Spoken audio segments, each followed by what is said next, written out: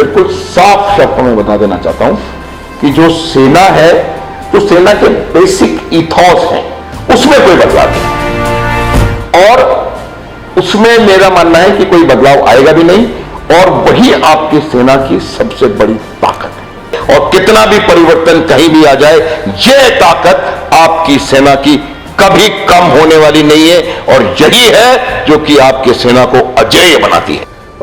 जब अगस्त सन 1947 में भारत का ट्रांसफर ऑफ पावर हुआ, मैं ट्रांसफर ऑफ पावर इसलिए कहता हूं कि इसको हम सही मायने में स्वतंत्रता मुझे लगता है कहना नहीं है, लेकिन आप उसको जो कहना चाहें, चाहे स्वतंत्रता कह लें, जो भी हुआ था उस समय हमने 3 कार्डिनल सिंस का मतलब है बहुत बड़ी गलतियां, मेरे हिसाब से गलतियां करी थी। सबसे पहली गलती तो ये थी कि हमने अपना इतिहास लेखन वामपंथियों के हाथों में छोड़ा।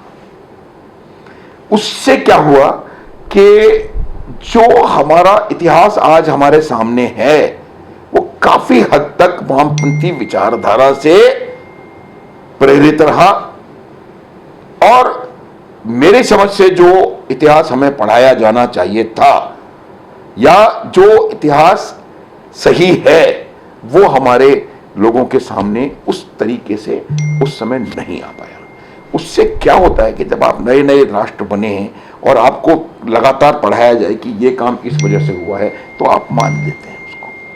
तो ये जो बात थी, ये एक बहुत बड़ी गलती मेरे हिसाब से हमने करी और उसी की वजह है कि आज हम इतिहास में कई ऐसे अनछुए पहलू हैं जिनको हम नहीं जानते हैं, उसके ऊपर हम गर्व नहीं कर सकते हैं। महान अकबर होता है, ललितादित्य का नामो निशान नहीं है इतिहास की किताबों में। तो ये मेरा मानना है कि जिस प्रकार से हमने अपने इतिहास को अपने सामने रखा वो एक बहुत बड़ी भूल रही। अब इस पे काम चल रहा है, अब सही इतिहास हमारे सामने आ रहा है। अब हम चोलों के बारे में बात कर रहे हैं, चालुक्य के बारे में बात कर रहे हैं, सातवाहन के बारे में बात कर रहे हैं, चंद्रगुप्त के बारे में, मौर्य वंश के बारे में। भारत के इतिहास का स्वर्ण युग आप पूछें, आधा भारत नहीं बता पाएगा कौन सा था, क्योंकि हमने अपने इतिहास को सिर्फ मुगल के समय से लेकर के और आज तक देखा है और उसके बाद भी हमने इतिहास वही देखा जो वामपंथी विचारधारा से प्रेरित था। दूसरी गलती हमने ये करी कि हमने अपना प्राइमरी एजुकेशन सिस्टम मिशनरीज के हाथ में छोड़ दिया।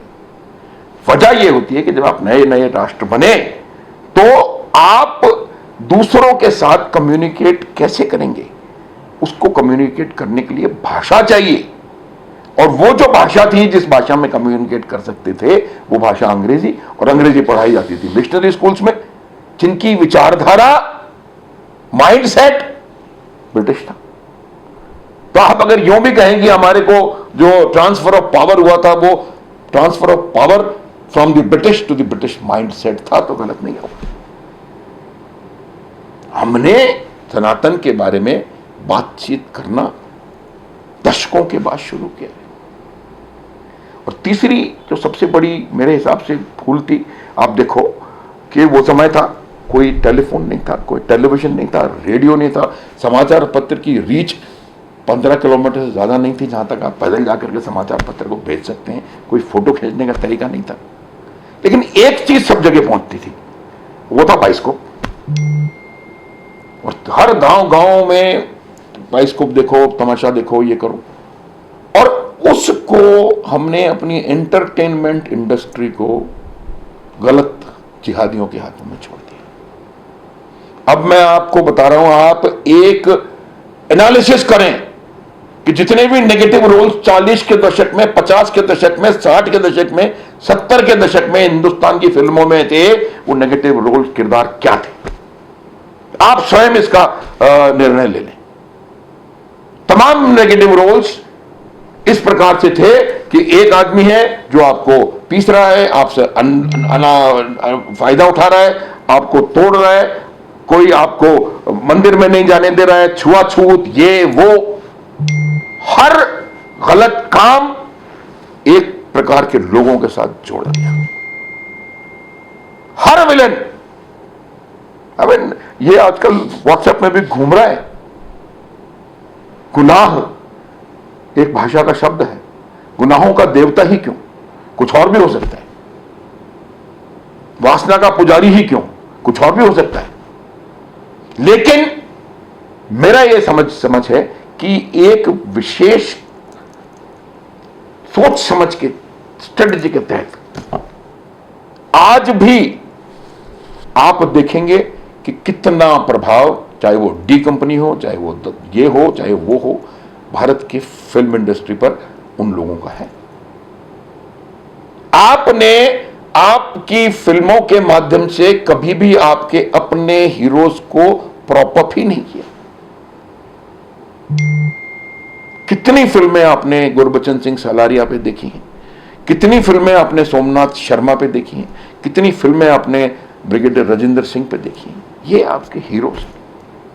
कोई शैतान सिंह पर फिल्म बनी।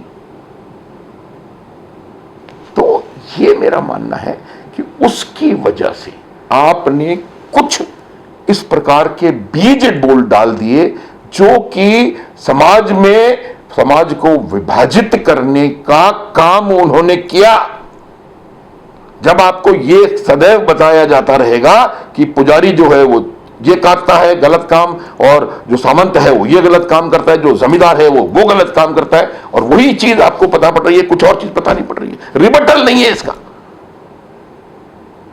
तो ये मेरे हिसाब से ये अगर गलतियां हम अगर पीछे समय में जाएं तो कालखंड में, तो मुझे लगता है अगर ये नहीं हुई होती तो आज भारत पता नहीं कहां का कहां पहुंचा हुआ होता।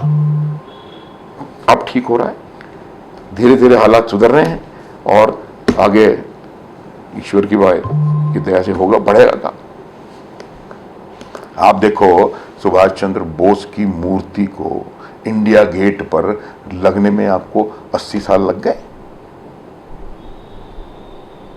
वो व्यक्ति जिसने आपको आजादी दिलाई,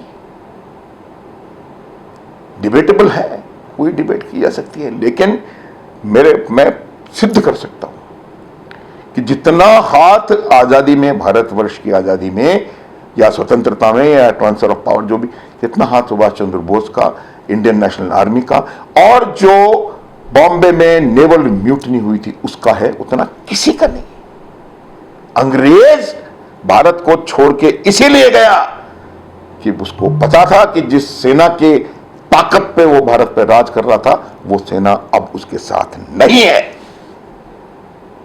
और ये कारनामा करके दिखाया था सुभाष चंद्र बोस ने, ये कारनामा करके दिखाया था इंडियन नेशनल आर्मी ने, ये कारनामा करके दिखाया था कि ढिल्लों सहगल शाहनवाज ने, जिनका कि लाल किले पर कोर्ट मार्शल किया गया था। तो ये तमाम बातें हैं, और अब आप देखिए बहुत अच्छे तेजी से हम लोग अच्छाई की तरफ बढ़ रहे हैं, और खुदा करेगा तो बहुत अच्छी बात आगे भगवान करेंगे तो जाएंगे हम आगे और बढ़ेंगे।